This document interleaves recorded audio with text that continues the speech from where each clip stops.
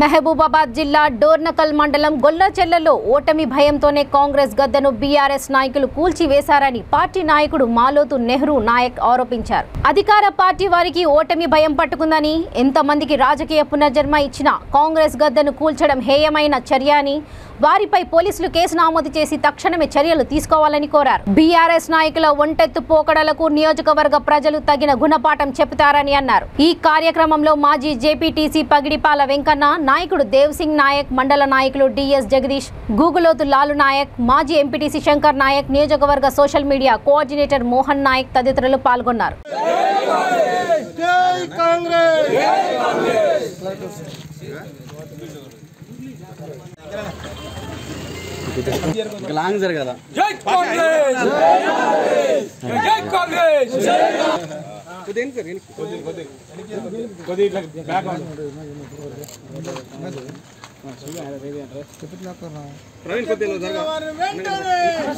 పుస్తకాలకు ఎన్నో ఇబ్బందులు పెడతా ఉన్నారు మా కార్యకర్తలను కూడా, అయినా సహించుకుంటూ పోతా ఉన్నాము. మా జెండాను ఎత్తుకొని పోతా ఉన్నారు కార్యకర్తలు.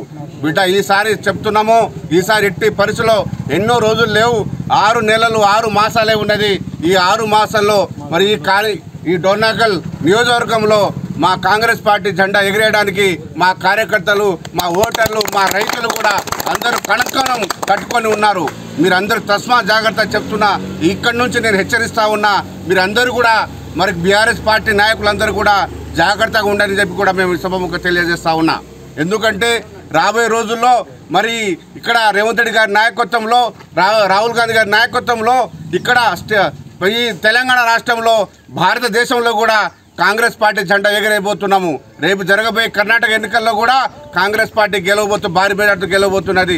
బిడ్డ అందరూ కూడా తస్మాత్ జాగ్రత్త, అందరూ జాగ్రత్త ఉండాల్సింది కూడా మేము తెలియజేస్తా ఉన్నాము. ఎందుకంటే ఇంత ఏజ్ వచ్చినా కూడా, ఇంత ముసలితనం వచ్చినా కూడా మీరు జాగ్రత్తగా